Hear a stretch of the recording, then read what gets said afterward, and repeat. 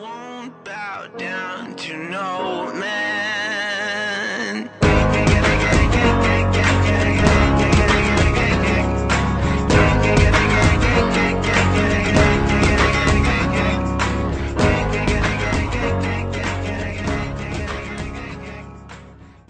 Yo, what's up, guys? This is the Milking the Clock podcast. I am your host, James Carter, joined by my co-host, as always, Chase Oliver. What's going on, Chase?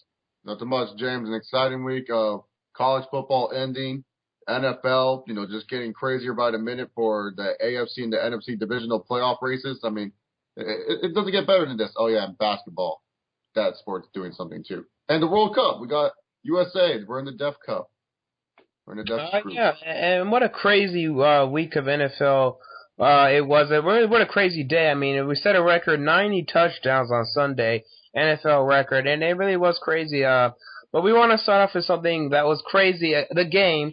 But we don't really want to talk about the game. We want to talk about an injury, and that was the Browns and Patriots game, and that was Rob Gronkowski's injury. It's been now stated that it's been an ACL tear, also an MCL tear. Obviously, this will keep him out of the season, rest of the season, including the playoffs, and it's going to be a long road ahead for his recovery. Chase, how big is this injury for the Patriots? It's a huge injury for the Patriots. Gronkowski is no doubt their best receiver. Danny Amendola isn't. Neither is Julian Edelman. And Aaron Dobson has been really too inconsistent for the Patriots. Losing a guy like Rob Gronkowski is just so hard. I mean, because this guy is so big. He's so fast. He's so strong. Like, he's just so hard to stop, especially when you get into the 20-yard line. Because that right there, that 20-yard line, it's hard for any team to try and score from that position. Your playbook is very limited. But with the Rob Gronkowski, it makes it really easy. This will be hurting the Patriots, no doubt. Like, the Patriots, I had them as my favorite coming out of the AFC just because of the Gronk and Brady connection. But with Gronk gone, I might be changing that pick pretty damn soon. No, yeah, obviously, I mean, this is a huge injury. And to me, this is such a big injury that I can't see the Patriots making the Super Bowl pretty much at all. I mean, I think that it's that big. I mean, the Patriots, we know what they looked like before Gronkowski came back. Now, they were 5-1. Yeah, they did beat the New Orleans Saints in one of those 5 wins, but it still was not a very impressive team at all. I mean, we all remember how bad they looked in that one Jets game, the second week of the season. We all remember how bad they looked against the Cincinnati Bengals week 5. And we also remember that loss they had to the New York Jets. I mean, it just, you really are caught wondering, This is huge. I mean, this is such a huge injury for them in their offense. And also, add on top of that, Kenbrell Tompkins and Aaron Dobson, they're not healthy right now. They're at all. They are not healthy. Once again, this is going to be the New England Patriot Julian Edelmans when it comes to their receiving core. I mean, a Julian Edelman, and that's it. I mean, they can throw it to Shane Vereen, once upon a time, but that's not going to get you offensive yards, and it's only a matter of time until Danny Amendola gets injured again. So, I mean, Patriots are in big, big trouble. And Tom Brady, you never want to bet against Tom Brady, but in the playoffs, I will. I will bet against Tom Brady in the playoffs because I've been doing it for years, and I've been right for years. So, it's just huge. I cannot see the Patriots making this. Yeah, I mean, to me personally, like when people were talking about the Patriots, they're like, "Oh, well, their defense is not on par." But I said, as long as the offense is working, it doesn't even matter what your defense is doing. But now their offense don't have anything that work, in my personal opinion. Will the Patriots sneak a playoff win in? Absolutely. But you cannot. I cannot see this team making the Super Bowl. I actually bumped the Bengals ahead just now. Bumped the Bengals ahead of the Patriots when you were just talking right there because you convinced me, hey, I can't trust the Patriots in the Super Bowl to make it to the Super Bowl. Yeah, I mean, absolutely. And if the Bengals were to face the Patriots in the divisional round, I don't care if it's in New England. I'm picking the Bengals. I'm probably going to pick the Bengals to win the game. Hell, the Bengals beat the Patriots earlier this season. It really wasn't close. That was without Gronkowski. Guess what? Now they're without Gronkowski. So I think this injury is huge. I think it hinders their ability to make it to the Super Bowl, to make a run to the Super Bowl.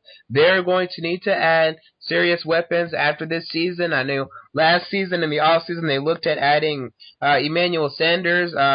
the Steelers were able to keep him for one more year, but now Emmanuel Sanders, that name will come back up because he will be a free agent again this year. So maybe the Patriots go after him, but wouldn't that be nice to see? But I mean, that's in the offseason. They're worried about right now, and right now it's not looking good for the New England Patriots. Anything else to add? Yeah, no, I just totally agree with you. It's not looking good. Super Bowl chances very, very slim. Very slim. The Ravens have a better chance than this team, in my opinion. And they're not even into the playoffs yet. Well, technically they are. Yeah, absolutely. Now we want to talk about a debacle, and that's the Washington Redskins. I mean, this team is absolutely terrible. Now, to you, Mike Shanahan, does he deserve to be fired? Because to me, absolutely he does. Yeah, no doubt. He deserves to be fired. He hasn't handled his team correctly. He's done dumb moves that have hurt this organization for the long run. It's also not only Mike Shanahan's fault. I find it's Dan Snyder's fault, too, for being such an idiot running this organization. But Mike Shanahan has not done a good job at all. Mike Shanahan has put too much pressure on himself because the thing is with Mike Shanahan, he has such a superstar quarterback in Robert Griffin III. He's afraid to tell RG3, no, you can't play. They have a decent backup in Kirk Cousins. I feel RG3 should be the starter, but for these first couple of games this season, why not RG3 just sit back and wait until he's fully recovered? I mean, obviously Mike Shanahan, yes, he's had great years as a head coach in Denver, but the thing is, he has no talent on this Redskins team. He has no money to get talent on this Redskins team because he wasted money in the fucking past. This guy's an idiot, man, and his play calling is just horrendous nowadays. He has to be gone. He has to be gone. You got to find your franchise quarterback, Robert Griffin III, someone that can work with him very well, someone that he can relate to, someone that will change the culture of this Redskins team. Because this Redskins team, I'm sorry, man, they just look like a one-hit wonder. And I believe in RG3. I think RG3 will become better as year three. I think there's just a sophomore slump. I don't blame Robert Griffin III at all. I blame the coaching because the coaching has been horrific all year long. All year long. I mean, Mike Shanahan, he needs to be fired, today. I'm surprised he wasn't fired yesterday because at one point the Redskins were down 31-0, and this was with 10 minutes left in the second quarter. Their special teams, it's an absolute train wreck. I mean, they're allowing kickoff returns for touchdowns, punt return for touchdowns, and in this modern NFL, you can't do it. You can't allow those points. You can't do it. And the biggest thing for me with Mike Shanahan, this guy has been with the Washington Redskins for 4 years now. That's a plenty enough window for you to build a good team offensively, defensively. And yet defensively they stink. They suck. And he's had 4 years to build a good defense, and he hasn't been able to build one for 4 years. And the only defense, he didn't even draft them. Yeah, no, I remember the first year he came to Washington, the defense was actually decent. And it got worse over time, actually, because it was decent back then. And they were saying, all the Redskins need is a really offensive left-wing quarterback. And they got McNabb, but then the defense started to fall off, and McNabb just turned out to be fat. So, he obviously is not doing the right thing, because if you can't get the job done in 4 years, and the thing is, this is the NFL, people, this shit moves fast. They want to see results now, especially if you're a struggling franchise like the Washington Redskins. Yeah, and I'm sure if anyone heard the report, if not, I'll repeat it, that last year at the end of 2012, Mike Shanahan was considering quitting the team. And today when Mike Shanahan was asked this question in a press conference, he didn't deny it. He said, this isn't the time and place to talk about it. So that basically, if anything, that confessed that what that report was true. So, that's very eye-opening to me. I think Mike Shanahan has a feud with this quarterback. I think him and RG3 have something going on there. I think there's more to the story when it comes down to it. Because why would you quit on a team that made the playoffs? There must be another story behind this, in my opinion. Yeah, and then also, we already know Mike Shanahan, he didn't really want to draft Robert Griffin III. He thought Ryan Tannehill was a better prospect. He thought maybe taking Kirk Cousins in the second and third round would be nice. And hell, right now, how can you dispute the Ryan Tannehill thing? Because Tannehill's actually playing very well. Yeah, no, definitely. Like I said, I still believe RG3 will have a better years to come. I think this is just a sophomore slump and terrible coaching. But I think him and Shanahan, they definitely have something going on. I think that's going to be like the biggest offseason story when we hear all the shit just get out by RG3 and all by Mike Shanahan, how terrible, like, it could hurt RG3's image or it could help RG3's image. I don't know how it's going to help, but it could do either or. Positive and negative correlation effect.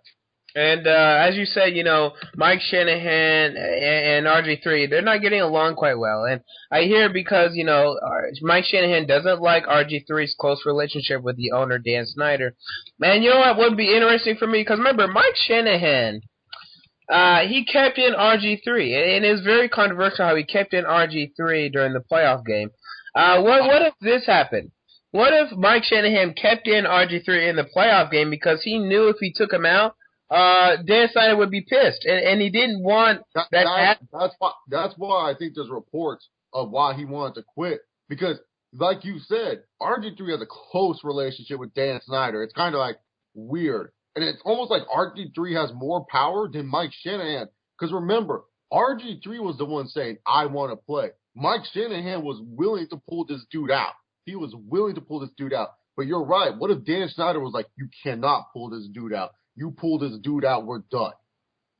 Maybe that's why Shanahan wanted to quit, because he's sick and tired of Dan Snyder threatening him with RG3, because RG3 is the man, Yeah.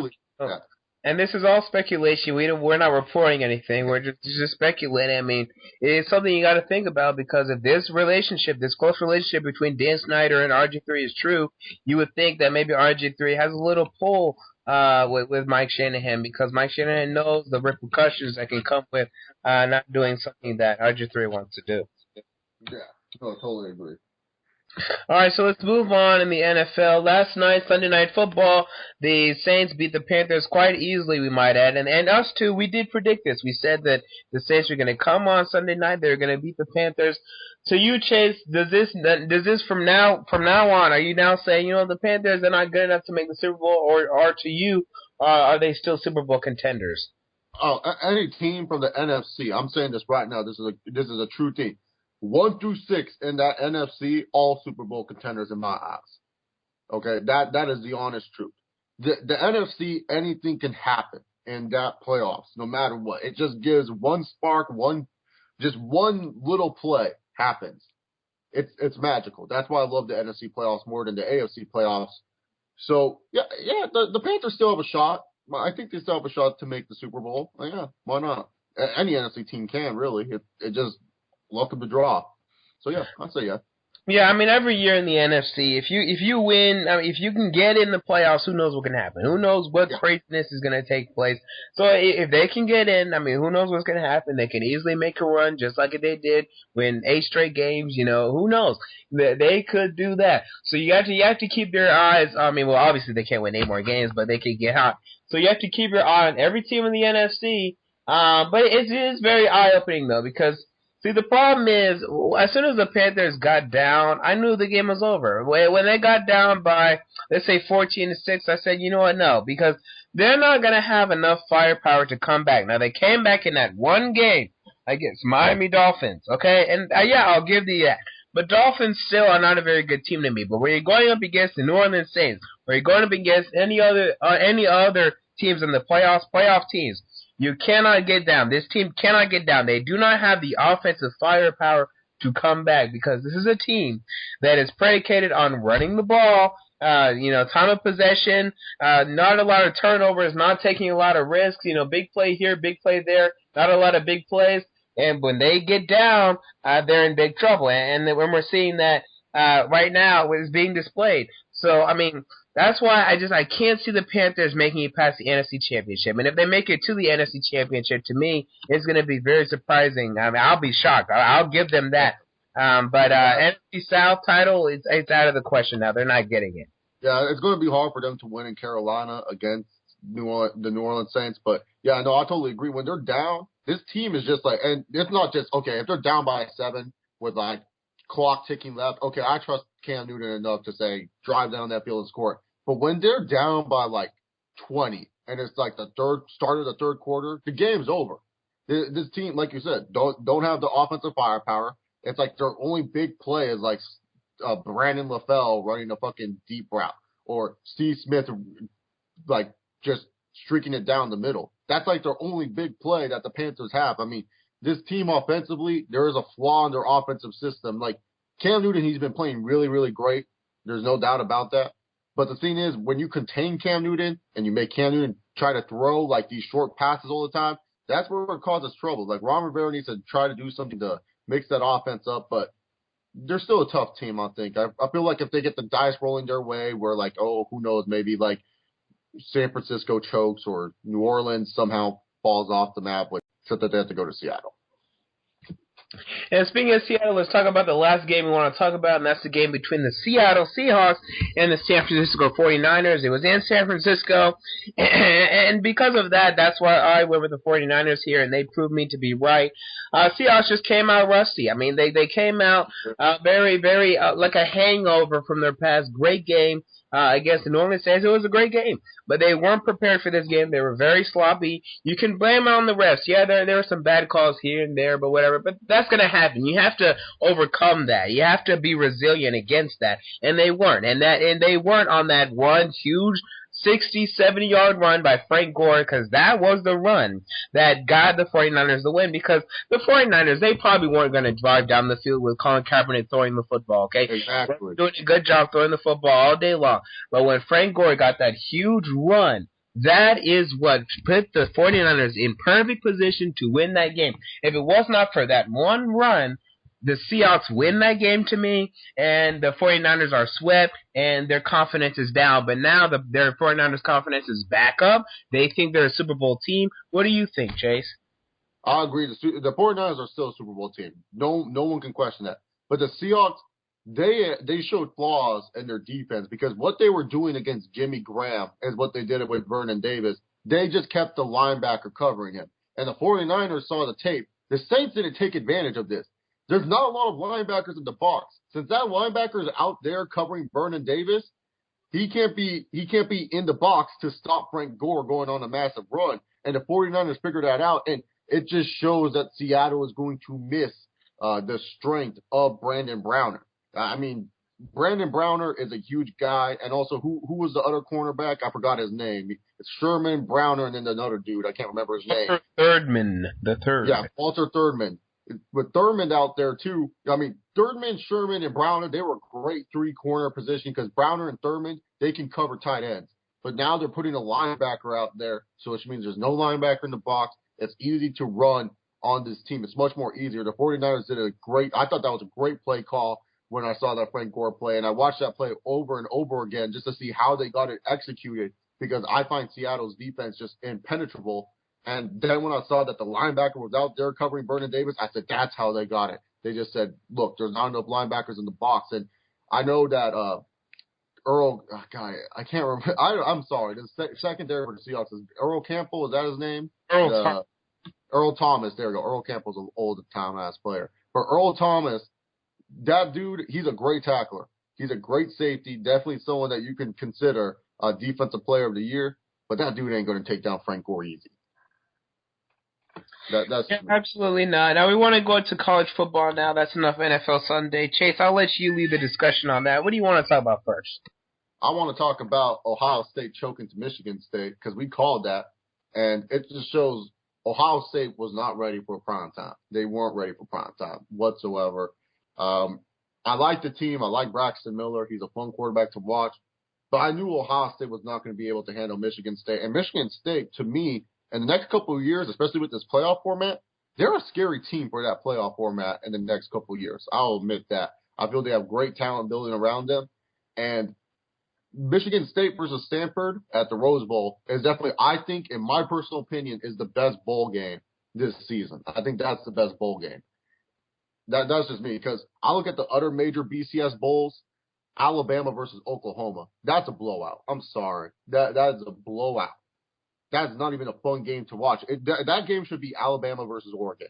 But the only reason why Oklahoma got the bid into the Sugar Bowl is because the Sugar Bowl now is becoming a Big 12 versus SEC bowl, I guess that they're trying to say.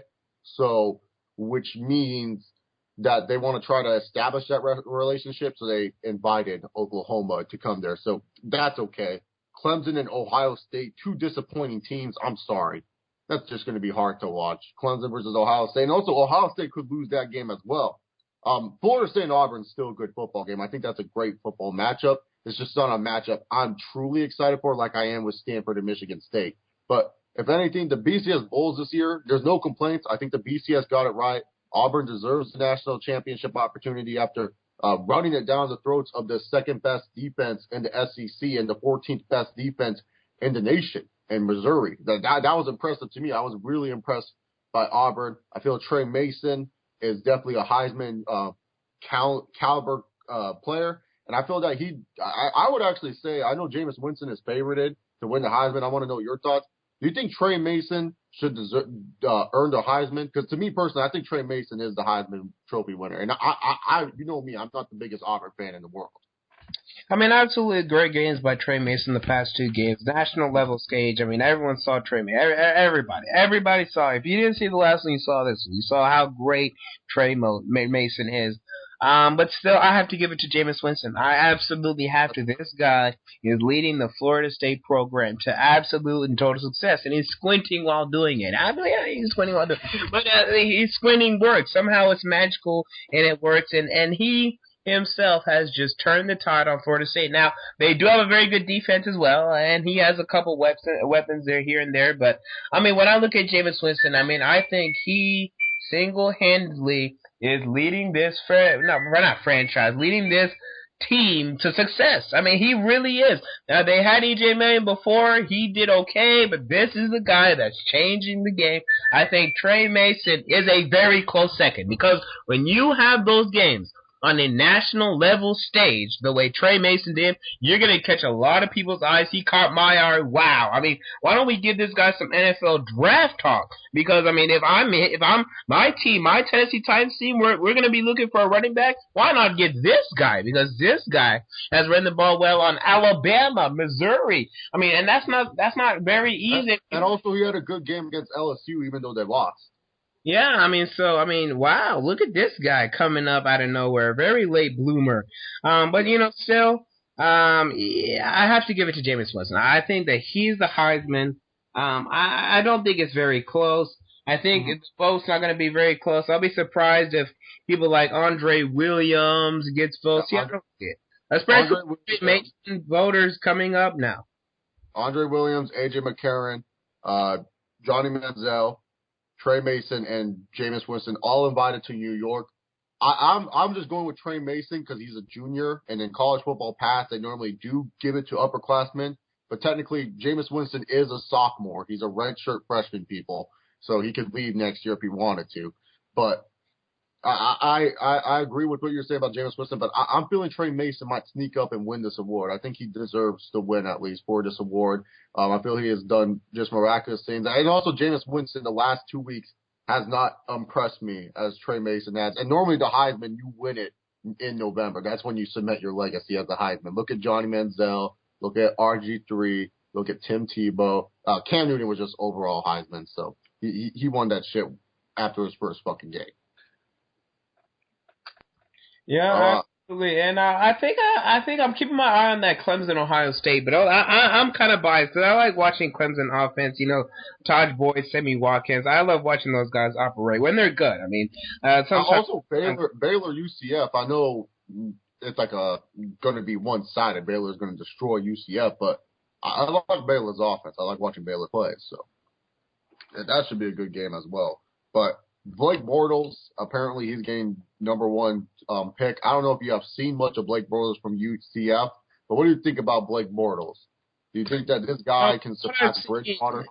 I mean, from what I've seen, I like what I see. I see a lot of his girlfriend more than him, but I still like what I see from Blake Bortles. Very late riser, and if he can play well in the combine or play well, have good measurables, that's what they really look for.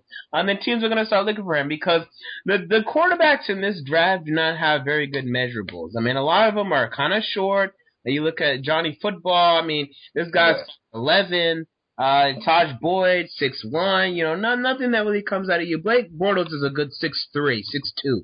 I mean, so that's nice to see a good measurable like that.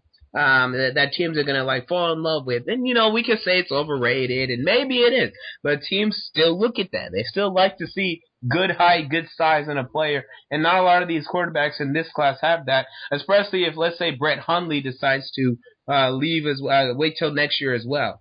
But I like what I see from Blake Bortles. What about you? Yeah, no, I like Blake Bortles a lot. Like I saw the UCF and SMU game. By the way, if you were in the Dallas area for the SMU game, you could have gone to the game for free. Yes, they didn't sell enough tickets, so you could have just walked right in to SMU campus and say, hey, I want to watch the football game, and you got in for free. So that must have been pretty cool, I guess. But yeah, no, I like what I saw. This guy is definitely more mobile than Mettenberg from LSU, who you would say is probably one of the scouts' favorites just because of his size. But this guy is definitely more mobile. He has a cannon for an arm. I don't think he can surpass Bridgewater when it comes down to quarterbacks. I think Teddy Bridgewater is still the overall best quarterback in this draft, and also maybe even Derek Carr. Derek Carr. I always get him and his brother mixed up. But, Derek Carr I think is pretty damn good too. This draft for quarterbacks, it's kind of ridiculous if you think about it. It's just like, I really love it. It's so similar to the 2004 draft class to me with Rivers, Roethlisberger, Manning, and a bunch of other people that really didn't pan out in their careers. But this draft class is going to be interesting. Final note on college football. James, what is one BCS bowl game you're looking forward to, and what's your national championship prediction? Because we can predict the national championship now. It doesn't even matter. Well, it's kind of a cop-out, but I'm looking forward to number one, the BCS championship game. I'm really looking forward to it. I mean, it's gonna be good to see an SEC team going up against a non-SEC team, a matchup that obviously we didn't see this season. Two very similar, but at the same time not similar play styling teams, and see what's going to happen when they converge. I mean, right now Florida State's the favorite. I think that as they should be, but Auburn has been the underdog many times this season, and they pulled it through. So you have to remember that. You have to watch that when you're watching this game. But I'm also obviously looking forward to Michigan State Stanford. I mean, I want to see if David Shaw can win himself another Rose Bowl, cement himself probably as an NFL candidate, because if he wins another Rose Bowl, oh my God, teams would be idiots not to go after a guy like David Shaw after winning two Rose Bowls with the talent he's had. I mean, he's had good talent, but he's brought that talent there, and he's used the talent. I mean, wow. You have to be very impressed with a guy like David Shaw. And I raved about him last week. I'll continue to rave about him because I think he's great. So I'm looking forward to that. But also one underrated bowl I'm looking forward to, the Russell Athletic Bowl. That's Louisville and Miami. I mean, this is Teddy Bridgewater. This is his last game. I mean, we want to see what this guy's going to do his last game. I'll be watching this game. And also a guy like Stephen Morris. I mean, this is a guy that, he's little wavering up and down as a mid-round quarterback. But who knows? Maybe if he has a good game here, he shoots up a little bit. So I'm going to be watching this one, keeping my eye on this game. For the smaller bowls, one of the bowls that got my attention right away was the Las Vegas Bowl between Fresno State and USC. I'm not a big fan of the Pac-12, but that matchup right there is very interesting to me because this is David Carr's big game, in my opinion. This is David Carr's game to show the scouts, hey man, I am actually an NFL talent, because this dude is going to be facing USC, what a lot of people call LA's professional team. He's facing the juggernaut that is USC. Yeah, USC is not undefeated. Yeah, they're not ranked number one, but this Fresno State team has a chance to face off such a great team like the USC Trojans. Honestly, to me, that is one of the games I'm looking forward to. That's on ABC. And like you said, national championship game, I got Florida State winning that one. I think it's going to be a close game between it. The athleticism of both quarterbacks is amazing to me, but I think it's going to come down to throwing the football. I know running the football is Auburn style, but I feel Jimbo Fisher is going to have 40 some odd days to prepare for this damn game. He's going to find a way to stop the triple option, okay? He's probably already thinking, like, oh, how do I stop this triple option? And he's going to find a way. Also, one more interesting note. Did you know, James, no matter what, the Alabama Crimson Tide, I don't know why, but according to Vegas, no matter what game Alabama played in the Bowls, they were the absolute favorites. They would have been favorited, even over Florida State and Auburn, if they would have made the national title. Oh wow, that's very surprising. I mean, over Auburn I can understand that, but I'm surprised that over Florida State. Yeah, me too. That one surprised me a lot too. Like apparently, if Alabama went to go play either Auburn or Florida State in the national championship, they would have just been favorited by like 3.5 points. But still, that's still weird that Alabama is going to be so heavily favored. I mean, to say that Alabama, we get it. Alabama's a great program, great school, but this team is not as talented as last year's team, the year before that's team, or even the great '09 team, which is possibly one of my favorite Alabama teams. That '09 team was stacked from top to bottom. It's just ridiculous to me that I get it. Alabama's so damn great and everything, but how are they going to be just favorited over anyone? I mean, that maybe Nick Saban has some juju power. Wing, though, about the favorite thing, I mean, sometimes these favorites are just kind of ridiculous, and they completely refute the standings and the BCS standings. Because, for example, number 4 Michigan State taking on number 5 Stanford, but Michigan State is actually the underdog in that game. So I just find it funny. Why is Michigan State above Stanford then if Stanford is going to be the favorite to win this one? This is something that I find a little funny. I don't know. Maybe because they're looking at Big Ten schedule compared to Pac-12. I don't know. Vegas, baby. NBA. Yeah, NBA. And we touched on this last week, but we still can't believe it. Rudy Gay got traded.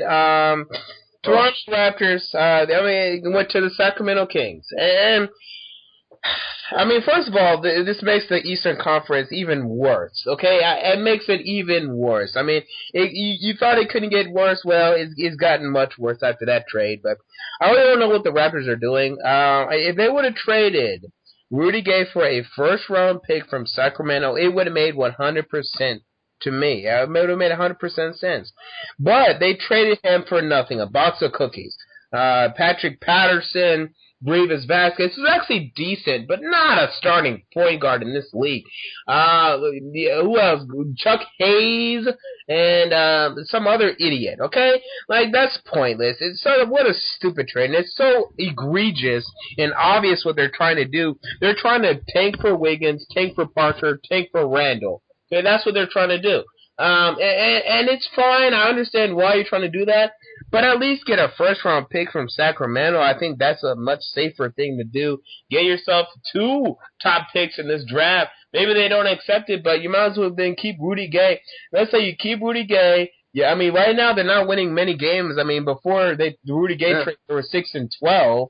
So you keep losing games, you get in the lottery, somehow Rudy Gay stays, you get another player in there. I think that's a better option than getting Chris Bosh 2.0. Because what's going to happen is this. They're going to draft, let's say, Jabari Parker. They're going to draft Jabari Parker.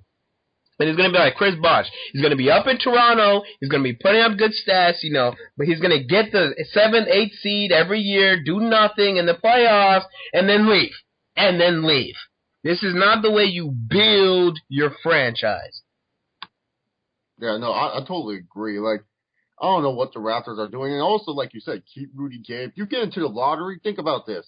How many teams, and I know this 2014 draft is just ridiculous, but if you're a team say, for example, the Wizards, and you feel like, oh, well, we don't belong here, and Toronto's like, hey, we'll give you Rudy Gay. Or if you're the Wizards and you're in a top 3 situation, are you trading your top 3 pick for Rudy Gay? Or say you're the Sixers or the Suns, and you're just like, well, we want to focus on Eric Bledsoe and maybe get shooters around Eric Bledsoe.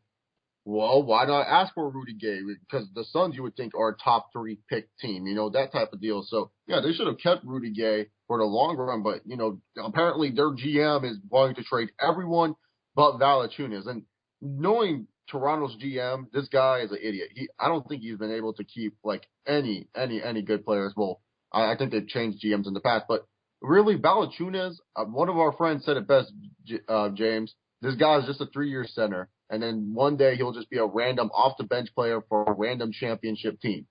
One of our friends said that. I can't take credit for that, but that's true. He's just a 3-year center. I don't see the greatness in Valanciunas. I mean, he's tall as fuck, but other than that, I don't see it. I just don't see it.